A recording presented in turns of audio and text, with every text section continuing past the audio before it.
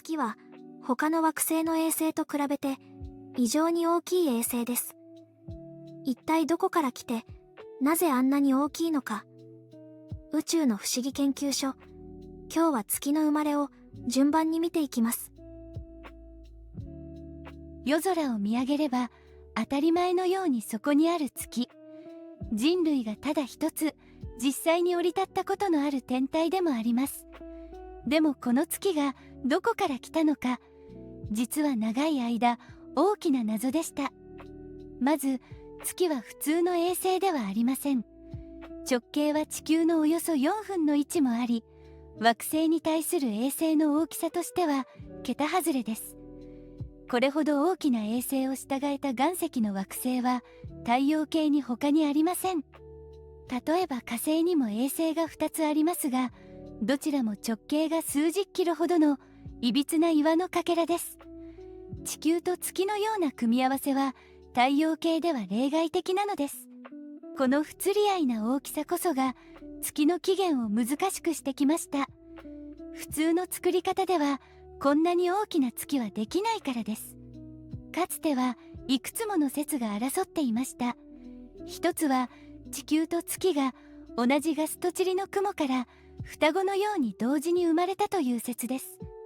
もう一つはよそで生まれた天体がたまたま地球のそばを通りかかり重力につかまったという説、捕獲説と呼ばれます。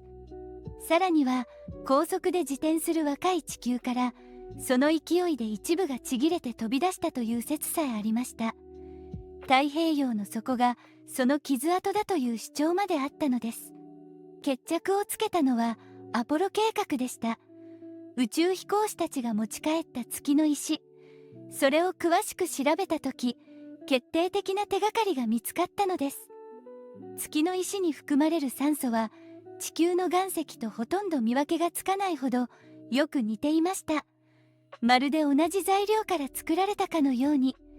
よそで生まれた天体ならこうはなりません。ところが不思議なことに、月には地球のような大きな鉄の芯がほとんどありません。地球とそっくりな材料でできているのに重い鉄だけが足りない。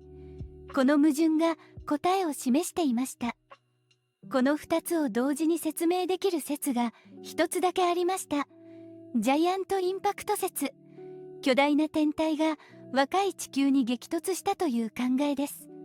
舞台はおよそ45億年前、生まれたばかりの地球に火星ほどの大きさの天体が斜めから激突したと考えられています。この天体にはテイアという名前が付けられました。衝突のエネルギーは凄まじく、地球の表面は溶けてドロドロのマグマの海になったと考えられています。地球の歴史の中でも最大級の事件でした。そして地球とテイアの表面が削り取られ、大量の破片が宇宙へ飛び散りました。その破片は地球の周りを取り巻き、輪のような姿になったのです。その破片が互いの重力でより集まっていきます。ぶつかりくっつき、だんだん大きな塊へ。こうして生まれたのが月だと考えられています。驚くのはその速さです。計算では破片が集まって月の形になるまでわずか数十年から数百年ほどだった可能性があるといいます。宇宙の時間では一瞬の出来事です。この説なら鉄の芯がない謎も解けます。飛び散ったのは地球とテイアの鉄が少ない表面の部分。重い鉄の芯はどちらも地球の中心に残ったからです。そして月の石が地球そっくりな理由も同じです。もともと地球の一部だったのだから似ていて当然というわけです。2つの謎が1つの説で説明できました。生まれたばかりの月は今よりもずっと地球の近くにありました。空を見上げれば今の何倍もの大きさでぬっと浮かんでいたはずです。そして月は今この瞬間も地球から遠ざかり続けています。その速さは1年におよそ 3.8 センチ。爪が伸びるのと同じくらいのゆっくりさです。なぜそんな細かい数字がわかるのか。アポロの飛行士たちが月面に鏡を置いてきたからです。地球からレーザーを当てて帰ってくるまでの時間を測れば距離がミリ単位でわかるのです。遠ざかる原因は潮の満ち引きです。月の重力が海を引っ張り、その膨らみが地球の時点で少し先へずれる。そのずれが月を前へ押し出し、少しずつ軌道を大きくしているのです。そしてただではありません。月を押し出した分、地球の自転はブレーキがかかり、少しずつ遅くなっています。1日の長さは確実に伸び続けているのです。化石に残る成長の島から大昔の1日の長さがわかります。恐竜が歩いていた頃、地球の1日は23時間ほどだったと考えられています。もう一つ、月の不思議。月はいつも同じ面だけを地球に向けています。ウサギの模様がいつも同じ向きなのはそのためです。これは月が回っていないのではありません。月が1回転する時間と地球を1周する時間がぴったり同じなのです。だからいつも同じ面がこちらを向きます。この一致も偶然ではありません。長い時間をかけて地球の潮の力が月の自転にブレーキをかけ、この状態に落ち着かせたと考えられています。潮汐ロックと呼ばれる現象です。そのため地球からは月の裏側を決して見ることができません。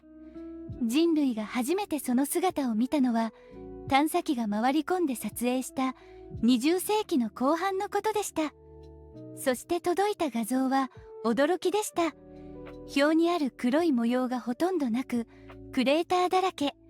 同じ月とは思えないほど表と裏は違う顔をしていたのです。この月の存在は私たちにとって幸運でした。大きな月の重力が地球の地軸のふらつきを抑えていると考えられているのです。もし月がなければ地軸は大きくぐらつき、季節はめちゃくちゃになっていたかもしれません。穏やかな四季があるのはあの衝突のおかげとも言えるのです。海の潮の満ち引きもその多くは月がもたらしています。潮だまりのできる穏やかな渚が広がるのもあの大きな月があってこそなのです。ぶつかったテイヤはどこへ行ったのでしょう。その多くは地球に溶け込んだと考えられています。地球の奥深くにその痕跡が残っているのではないかという研究もあります。